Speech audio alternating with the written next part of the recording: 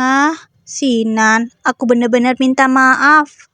Aku terlalu ceroboh. Anggur ini terciprat di kerah bajumu dan pasti sulit dibersihkan. Bagaimana kalau ke kamar istirahatku? Aku ada jas cadangan di sana. Tidak apa-apa.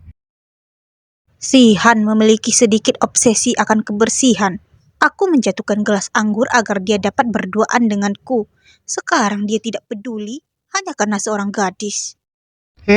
Paman ketiga? Di mana dia? Paman ketiga, dengarkan penjelasanku. Tidak dijawab, ponselmu berdering terus sejak kamu masuk ke mobil. Siapa sebenarnya yang menelpon kamu? Tidak apa-apa, cuma pesan sampah. Siang-siang, aku juga tidak enak bertanya banyak tentang hal pribadimu. Tapi Bibi Ye sedang memulihkan diri di rumah kakek. Kamu sendirian tidak apa-apa. Hehe, aku tidak apa-apa. Hanya saja tiba-tiba merasa tidak nyaman di perjamuan tadi.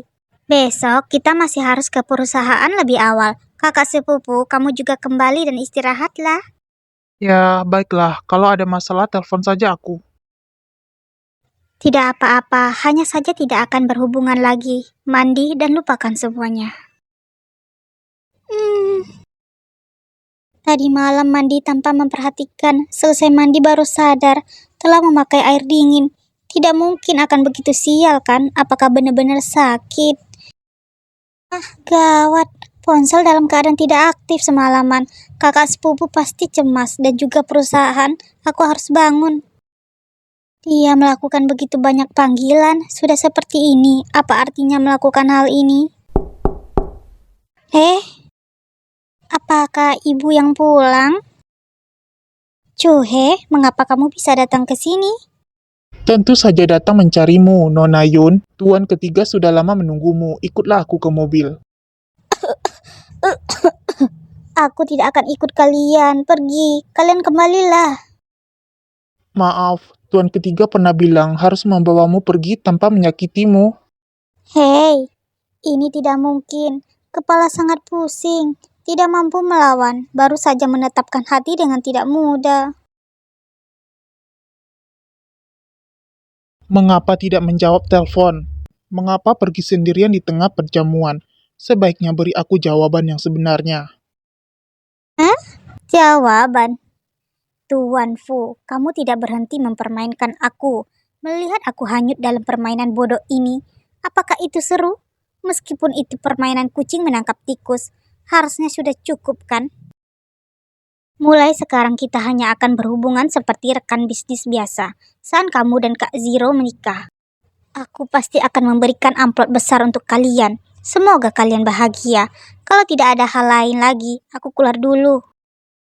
Apa yang kamu inginkan? Aku dan Zero, mana buktinya? Kamu lebih suka mendebak dan tidak bersedia tanya padaku. Kamu jelas tahu aku. Memangnya kenapa kalau tahu? Fuzihan, biarkan kita tetap berhubungan seperti di awal. Aku mohon padamu. Sudah terlambat. Kaziro sangat baik padaku. Sejak mendengar dia menyukaimu selama 10 tahun, aku sudah tahu tidak akan punya kesempatan apapun.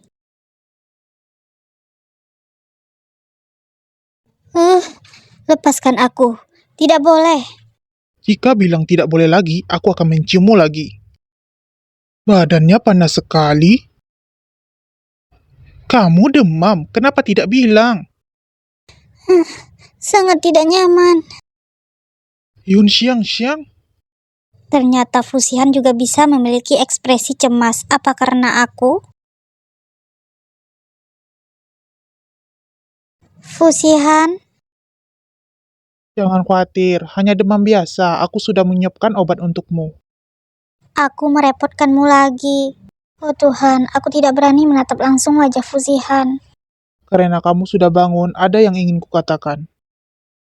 Aku tidak tahu dari mana kamu mendengar kabar yang membosankan itu. Ada kalanya kamu pintar, terkadang kamu juga bodoh. Hah? Aku bodoh? Aku dan Zero tidak akan punya hubungan apapun selain bisnis. Selain kamu, aku tidak akan menyukai orang lain. Kelak, jangan lagi menjauhi diri dariku. Mengerti? Jelas ada orang yang lebih pantas untukmu, sedangkan aku tidak bisa bantu kamu apapun, bukankah begitu? Kata yang sama, aku tidak mau mengatakan untuk yang ketiga kalinya. Yun Xiang Xiang, aku hanya menyukaimu, lalu jawabanmu? Aku juga menyukaimu. Di kehidupan ini, biarkan aku sekali ini menjalani hidup tanpa penyesalan. Baiklah, karena semua sudah diungkapkan, besok kita pergi mendaftarkan pernikahan kita. What? Bagaimana mungkin? Aku belum cukup umur. Selain itu, bukankah seharusnya dimulai dari pacaran dulu? Wajah Tuan sangat menakutkan ketika Nona Yun belum bangun. Tapi sekarang melihat suasananya yang begitu baik, tampaknya sia-sia saja aku khawatir. Kalau begitu hari ini kamu tidur di sini. Hah? Fusihan, kamu jangan keterlaluan.